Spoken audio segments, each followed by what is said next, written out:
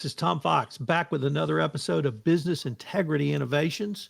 Together with my colleague Lola Adekanye, we are going to visit today with one of her favorite people, Fatma Elmaawy. And this is going to be a fascinating discussion. So, Fatma, first of all, welcome and thank you so much for taking the time to visit with Lola and I today. Thank you.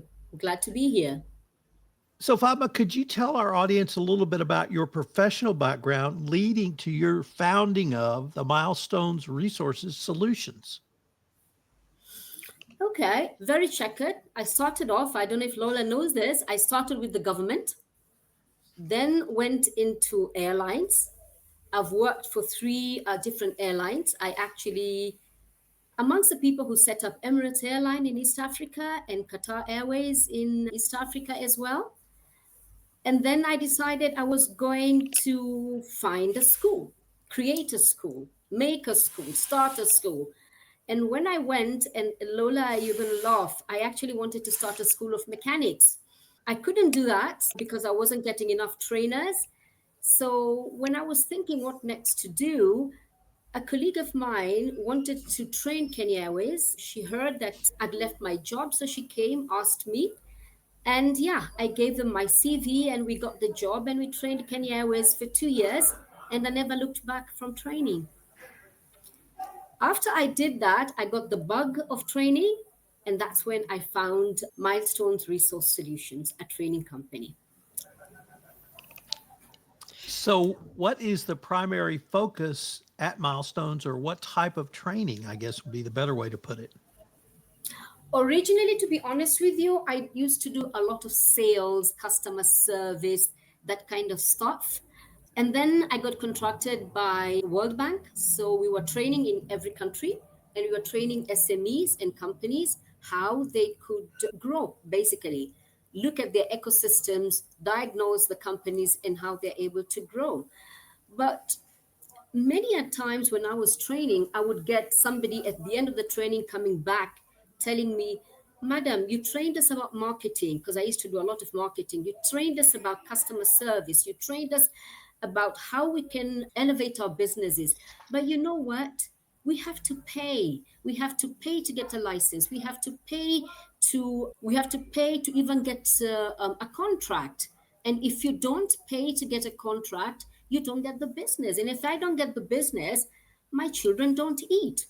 So while I was thinking, what am I going to do? How am I going to do this? Because now this is way beyond me. Lord and behold, Ben comes along, whom I used to train at IFC with, and he says he just joined a company called SIPE, and what they are doing is business ethics. You can imagine, Tom, how might I jumped. I literally jumped at the idea of joining SIPE because I felt now I had an answer to what my SMEs were actually asking me. How can they grow their businesses without giving, by the way, without giving kitu kidogo? Kitu kidogo is something small which has just been added in the Oxford Dictionary. It's that big in Kenya. And that's how I got into business ethics training. And I took business ethics as part of my sales training, as part of my customer training, as part of my leadership training. And it has worked well. So, what I love about that story is your journey to business integrity, ethics, and compliance, because as you told us in your professional background, you didn't start there. And even in your training, you didn't start there. And what I have found in the compliance space is I've been in this space since 2007. I'm a lawyer by professional background. Your experiences are obviously very different than mine. And you have a different set of eyes than I do. And you have a different set of the way you see things. And so when I look at a problem, I'm going to look at it like a lawyer would. You're going to look at a problem and say, how would I sell this? How would I engineer a solution? What are the process I put in place? And so that's why I was so excited to be able to visit with you. So could you say maybe a few words about really that different perspective than you and I would have, and why that's so important to bring these types of different perspectives to the entire subject of business integrity, ethics, and compliance? Okay, first and foremost, when I train, I just don't train because it's the material that you have to give. Okay? One of the things that we got from the World Bank, they took us as trainers because both of your academics, naturally, but most important, because of what you do. I used to head business development in the airlines where I worked. So when I am training, I look at how is this going to work for you? And that is something that I've put in business ethics every single day. It's not just about giving people the theories, but it's connecting the dots. How can they use the business ethic trainings in their lives, in their businesses, and how will it help them? Because if you don't mind my saying so, business ethics is not an easy subject. Not many people like it. So you've got to find a way that cuts through to them so that they are able to internalize what you're telling them. You're actually changing people's minds. People who are used to giving kitu kidogo, people who are used to giving bribes, and now you're telling them, don't give bribes. Sometimes they look at you like, is there something wrong with you? I remember once I was asked, and this is at a bank, and the banker asked me, of course, Mama, because of my age, are you truly a Kenyan? And I said, what do you mean? I am a Kenyan. I was born in Kenya. And they said, no, everybody in Kenya does this. So why are you refusing? I said, I've never done it. It looks like I've lived in a different planet.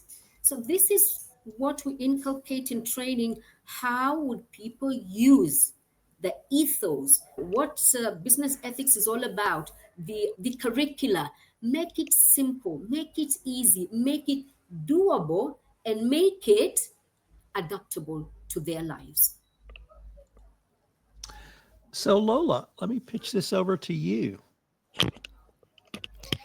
Tom, I was expecting a question there actually, because I was enjoying listening to Fatma. I forgot that I was, part of the show hosts. I wanted to jump in, and Fatma, it's so interesting. It's always really interesting to listen to you. And when you say kitu kidogo, now I know that Swahili word, and I'm glad to hear it's now a global. It's something we can now refer to even in West Texas. As a bribe, right? I so, but yeah, you have a lot of success stories from. I know over the years when we started this business ethics and integrity program, and just as you're saying, it's not a topic that especially small businesses want to hear about because, they feel like you're saying we shouldn't put food on the table, but Mm, that's what they think, but that's, not the case. And it's a hard sell sometimes. And I remember you used to say, talking about business ethics and getting small businesses to buy into it is like water dropping on a rock, and you want the rock to break, to give mm, way. And it does take time. But you've had some success stories. You've had some businesses that have come back and said, oh, we did this thing that you said we should do. We set up a whole compliance process. We trained our employees. We did a risk assessment. For example, I'm thinking of a company that did a risk assessment and found that it had more value for them in terms of the business outcomes. And you mentored them. They mm. found that they were overly reliant on one client. Tell me, what's one of the most inspiring stories from your training, or maybe two, that it comes to your mind all the time and keeps you going? Okay, one, apart from the favorite polygon, can you believe it, Tom? I had this company that I trained, and there was a lawyer who actually asked me to mentor her. I found that so weird. I mean, being a lawyer and the two of you are lawyers, I thought this was easy peasy. And she said, "No, I need to know as far as compliance, not the legal stuff per se. How do we get people to follow? How do we get people to listen? How do we get people to do it out of their own free will, not sort of like the stick?" And I said, you know what? Business ethics is not just about the stick, it's actually about the carrot. It's about what you're going to gain if your people follow what we are training them.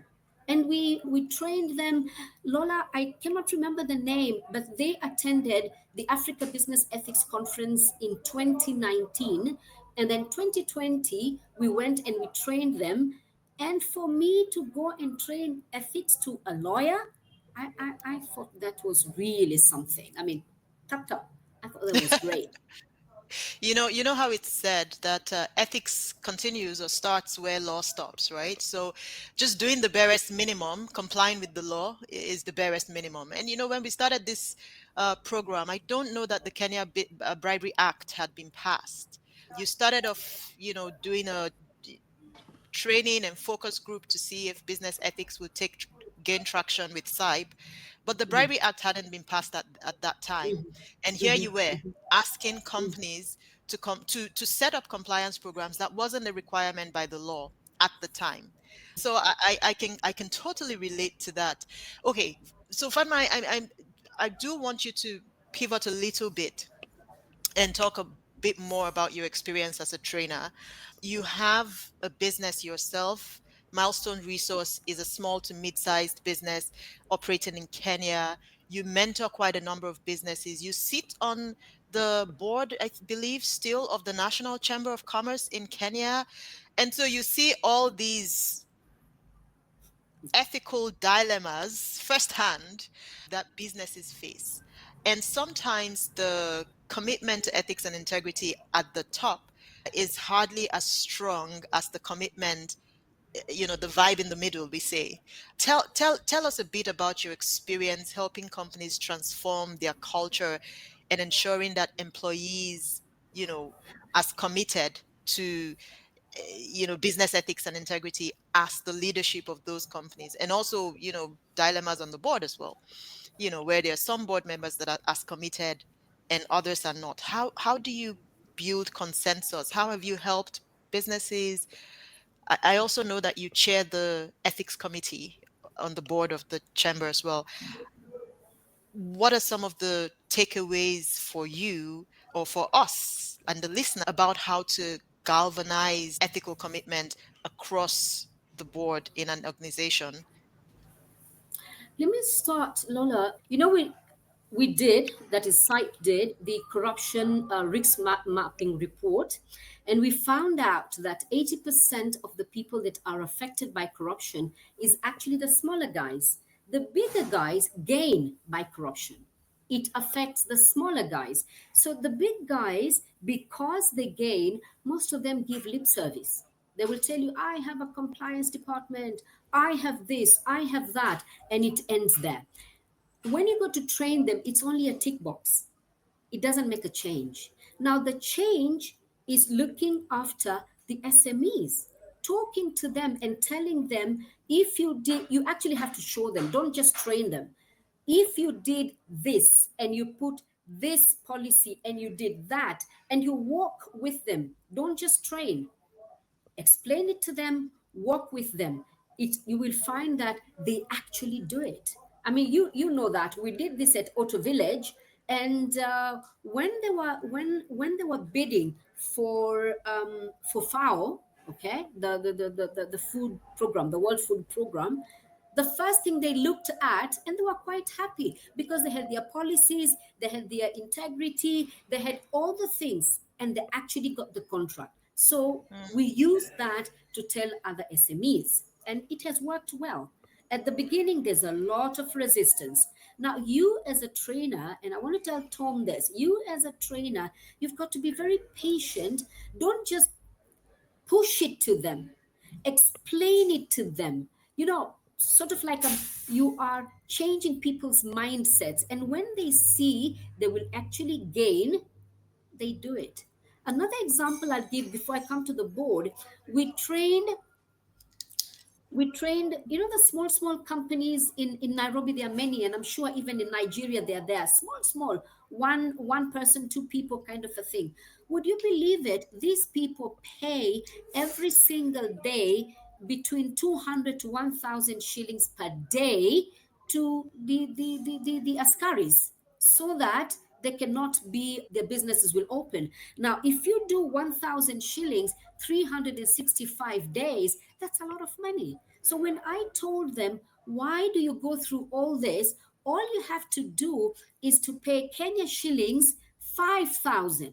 And they couldn't believe it. 5,000 for the whole year. And yet you are paying someone 1,000 shillings every single day. And from that day on, they all went and they bought their licenses. So when these guys come to extort money from them, they simply showed them their licenses. Hmm. Fatma, just And before it I pass worked. it back to Tom, let me ask, what are askaris? Oh, okay. Askaris could be the police, it could be the city council askaris, the law Gotcha. enforcement people. Because we have national, they are called the police, and then we have the county, we call them city council askaris. Mm-hmm. Mm-hmm. Yeah. So yes, okay. So I'll pass it back to Tom now, but it just reminds me of how we often say that, you think compliance is expensive, but then you realize non-compliance is way more expensive. It's 364,000 Kenyan shillings. Actually, my math is wrong. 360,000 Kenyan shillings more expensive in this case, right? Mm. Interesting. And they paid. But then again, you need to explain to them, show them the maths, show them what they're Mhm. gaining, and they're on board. The other one, do you want me to continue with the board? Or Tom, did you have a question? So actually, I wanted to maybe take things in a little bit different direction, Fatma. You've used the phrase, or at least I've come across the phrase, training the trainers. Why do you think that is either so important or why it can be so powerful and such a powerful tool in the context of overall training, whether it's for a multi-billion-dollar corporation or whether it's a local business? Okay, for big companies, we train the trainers so that what I mean by training the trainers is because you want the people within the company to be able to do the training. They don't have to call you all the time. They have sort of like an inside trainer. It becomes cheaper for the organizations. Milestones also has its own trainers because Fatma cannot train everywhere.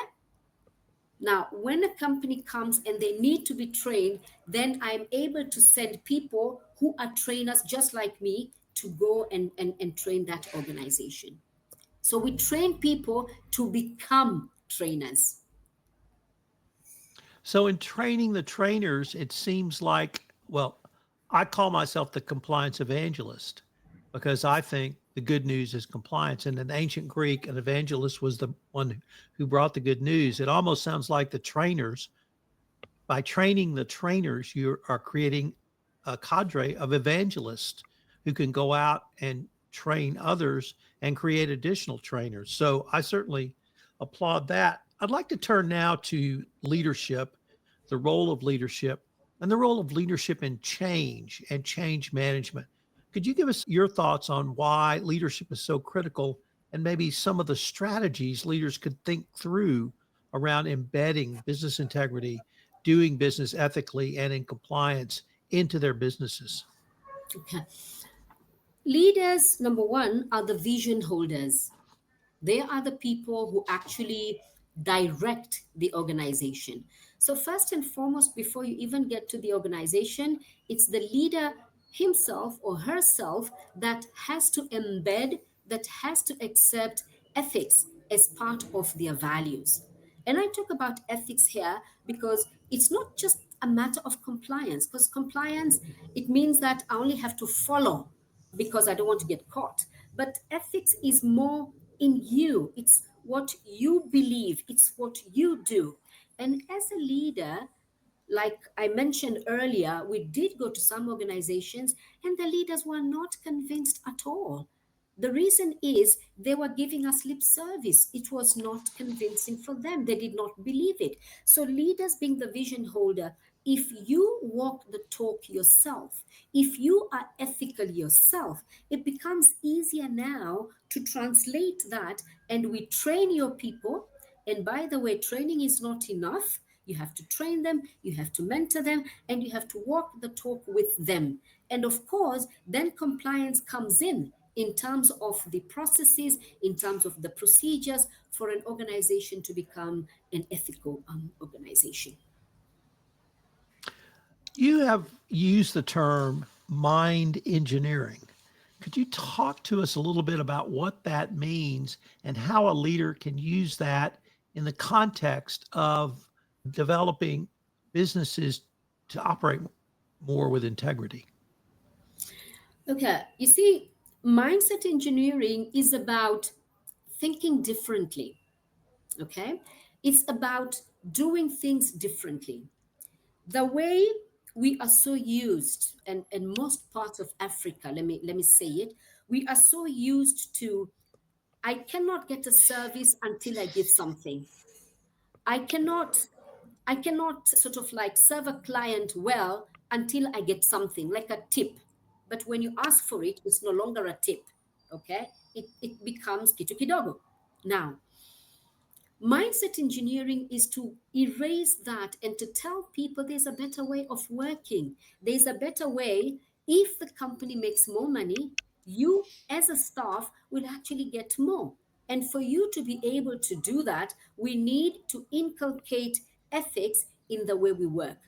But having said that, the staff will not follow if the leader himself or herself is actually not ethical, because you can only, people don't do what you tell them, people do what you do. So if you are not ethical, they see you, then they will follow as well. So mindset engineering comes in, it's about getting people to think and act and behave in a different manner. Fatma, I try to. Oh, did you have a question, Lola?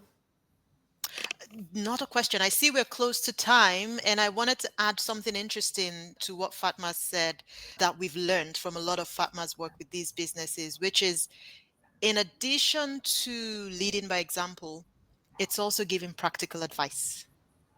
It's also knowing that the businesses will most certainly, in certain instances, be asked for kitu kidogo.